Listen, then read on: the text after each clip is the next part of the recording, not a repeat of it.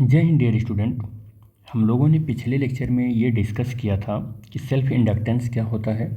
Self inductance की 3 definition देखी थी जो कि आइडेंटिकल थी, और सेल्फ इंडक्टेंस से रिलेटेड कुछ कंक्लूजन देखे थे। लेकिन इस लेक्चर में हम लोग डिस्कस करेंगे एक दूसरे टॉपिक पर जो कि है self inductance of a solenoid. लेकिन सेल्फ इंडक्टेंस का वो लेक्चर आप अगर देखे होंगे तभी ये समझ में आएगा कि सेल्फ इंडक्टेंस क्या होता है। हालांकि ऐसा कोई ऐसी टर्मिनोलॉजी नहीं है कि सेल्फ इंडक्टेंस आप न समझ पाएँ, क्योंकि आप बीएससी के स्टूडेंट हैं तो आप +1 +2 में भी आप सेल्फ इंडक्टेंस वगैरह पढ़ कर आए हैं तो उतना आप समझ जाएंगे। लेकिन डिटेल इन्फॉर्मेशन के लिए आपको इससे प्रीवियस लेक्चर देखना पड़ेगा कि सेल्फ इंडक्टेंस क्या है। हमने 38 मिनट का एक लेक्चर शूट किया है जिसमें सेल्फ इंडक्टेंस के हर एक एस्पेक्ट को बताने की कोशिश की है कि सेल्फ इंडक्टेंस क्या है। यहाँ तक भी हमने उसको एक मैकेनिकल मोशन से कंपैरिजन करके भी बताया है कि सेल्फ इंडक्टेंस किस तरीके से मैकेनिक्स में होता है, जैसे मतलब होता है, और किस तरीके से इलेक्ट्रिकल सर्किट में होता है। जिससे मैकेनिक्स में ये बोला गया था कि सेल्फ इंडक्टेंस को इनर्शिया बोला जाता है, जैसे उसी से कंपैरिजन करके हमने यहाँ पर बताया था। तो हम यहाँ पर बहुत ज़्यादा डिटेल में उसकी बात नहीं कर सकते हैं क्योंकि हमारा इस लेक्चर में जो टॉपिक है वो डिफरेंट टॉपिक है। बस मैं एक अप्रोच दे रहा हूँ कि अगर आप उस लेक्चर को देखोगे तो सेल्फ इंडक्टेंस और अच्छे से समझ में आ जाएगा। तो self inductance of a solenoid की अगर हम बात करें तो सबसे पहले तो हमें यही पता होना चाहिए कि व्हाट इज़ द सोलेनॉइड। तो सोलेनॉइड के लिए हम क्या करते हैं कि एक हमारे पास ट्यूब होता है, और उस ट्यूब की एक ख़ास बात होती है। ख़ास बात ये होती है उस ट्यूब की कि उसका जो लेंथ होता है उसकी क्रॉस सेक्शन एरिया या रेडियस के कंपैरिजन में, मान लो ये इसकी रेडियस है r और इसकी ये लेंथ है, सपोज कर लेते हैं स्मॉल l। तो सोलेनॉइड होता क्या है कि जो L होता है ये इस रेडियस ऑफ द सोलेनॉइड से बहुत ही ज़्यादा बड़ा होता है। और इसके ऊपर सोलेनॉइड बनता कैसे है कि एक पतली सी सर्कुलर सिलेंड्रिकल शेप की एक हमारे पास ट्यूब है, और इस ट्यूब के ऊपर हमने क्या कर रखा है, वायर को वाइंड कर रखा है। ऐसे वायर को वाइंड कर रखा है, और ये जो वायर है ये इंसुलेटेड कोटेड कॉपर वायर होता है। कैसा होता है, इस पर इंसुलेशन चढ़ा होता है, इंसुलेटेड होता है, और कॉपर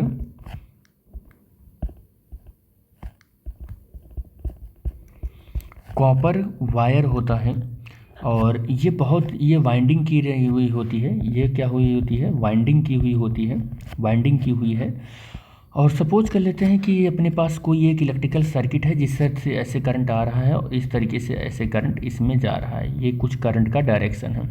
इस सोलेनॉइड के पीछे से करंट आ रहा है और सामने से करंट ऐसे जा रहा है, फिर ऐसे पीछे से होकर फिर ऐसे करंट आ रहा है। इस पूरे बनावट को हम सोलेनॉइड कहते हैं। और इस सोलेनॉइड +2 में आप पढ़ कर आए हो तो बहुत ज़्यादा इस पर डिटेल में हमें बताने की ज़रूरत नहीं है, आपको पता है सोलेनॉइड क्या है।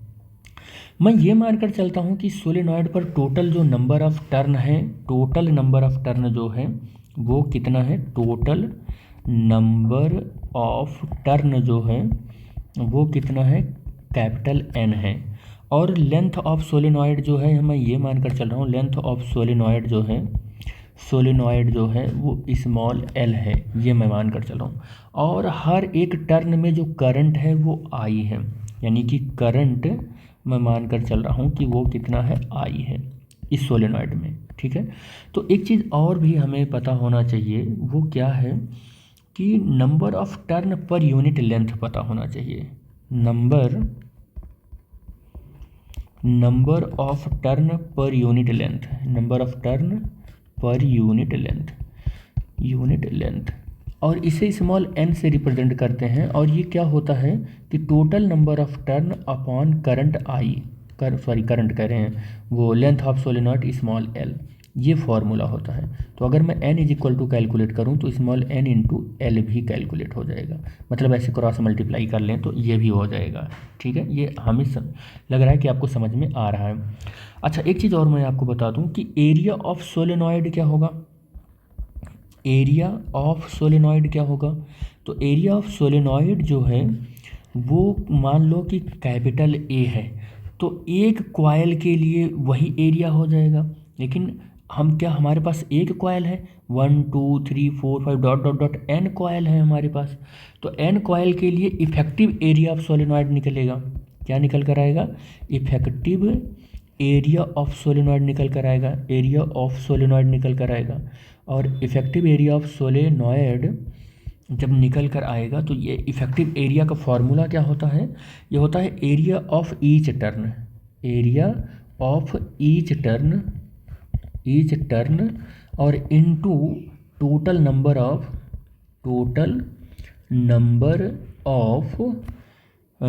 टर्न इन सोलेनॉइड, ये होता है।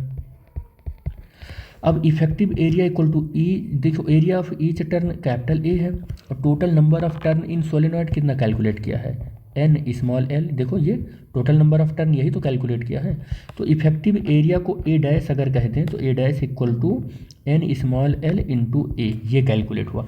अच्छा, इसमें करंट आई के फ्लो होने की वजह से इस सोलेनॉइड के अंदर मैग्नेटिक फील्ड कितना है? तो magnetic field inside the solenoid अगर मैं बात करूँ तो कितना होगा? ये magnetic field inside the solenoid की बात करूँ, इनसाइड द सोलेनॉइड की बात करूँ तो ये B is equal to mu naught N I होता है। ये तो सबको पता होगा, सोलेनॉइड के अंदर इतनी ही मैग्नेटिक फील्ड होती है। तो अगर मैं कहूँ कि इस सोलेनॉइड में आई करंट है फ्लो हो रहा है, तो आपको पता है कि आई करंट की वजह से इससे एसोसिएटेड एक मैग्नेटिक फील्ड इस्टेब्लिश हो जाता है सोलेनॉइड के अंदर। और जब मैं ये कहूँ कि यहाँ पर करंट ग्रोथ कर रहा है या करंट चेंज कर रहा है, ग्रोथ ना कहकर मैं चेंज कहूँ कि करंट जब चेंज कर रहा है तो इसे सोलेनॉइड से एसोसिएटेड मैग्नेटिक फ्लक्स भी चेंज करेगा या मैग्नेटिक फील्ड भी चेंज करेगा। तो आई के चेंज होने से जो यहाँ पर फ्लक्स चेंज हो रहा है वो कितना होगा? तो फ्लक्स का जो फॉर्मूला होता है वो phi is equal to B A होता है। और बी ए डैश, और जो बी का फॉर्मूला है वो म्यू नॉट और एन आई होगा। ये देखो बी का ये इतना और ए डैश हमने इतना कैलकुलेट किया है, एन और एल इंटू ए ये कैलकुलेट किया है। और एक चीज़ आपको और पता है, according to the definition of the self inductance के डेफिनेशन से फाई इज इक्वल टू आप एल आई भी जानते हैं। अब फाई की वैल्यू अगर यहाँ पर रखेंगे, L I is equal to mu naught N I और into N L into A, जब यहाँ पर आप रखेंगे फाई की वैल्यू, ये फाई की वैल्यू, तो देखेंगे आप आई से आई यहाँ पर कैंसिल हो गया। अच्छा, एक जगह मैंने कैपिटल आई मान लिया, यहाँ स्मॉल आई मान लिया, तो इसको भी स्मॉल आई ही कर लो, ठीक है। तो आई से आई कैंसिल हो गया। L is equal to mu naught N square L into A, ये आपको क्या मिल जाएगा? फॉर्मूला मिल जाएगा, जो कि क्या है कि L इज इक्वल टू मिला हुआ है mu naught N square L और इंटू ए इंटू सॉरी एल इंटू ए, ठीक है। और यूनिट अभी भी वही होगा, क्या होगा? हेनरी। अगर सिंगल लिखना है तो एच लिखोगे और पूरा का पूरा लिखना है तो क्या लिखोगे? ये लिखोगे हेनरी। क्या लिखोगे? हेनरी लिखोगे। अच्छा, म्यू नॉट यहाँ पर वैल्यू आप याद रखो, म्यू नॉट की वैल्यू 4 पाई इंटू 10⁻⁻⁷ होता है, ठीक है। अच्छा, यूनिट भी लिख लो आप कि weber upon ampere metre, weber upon ampere metre भी होता है। तो ये किसी सोलेनॉइड के अंदर सेल्फ इंडक्टेंस है, किसी सोलेनॉइड के अंदर सेल्फ इंडक्टेंस है। आई होप ये समझ में आ गया होगा कि किसी सोलेनॉइड के अंदर सेल्फ इंडक्टेंस क्या है। तो ये बहुत छोटा सा टॉपिक था जो कि कंप्लीट हुआ। हम नेक्स्ट लेक्चर में मिलेंगे और उस पर बात करेंगे कि इन सब फार्मूले पर बेस्ड न्यूमेरिकल कैसे करें। तो कुछ न्यूमेरिकल भी हम करेंगे इन सब फार्मूले पर बेस्ड, ठीक है बेटे। तो thanks for watching the video, thank you बेटा।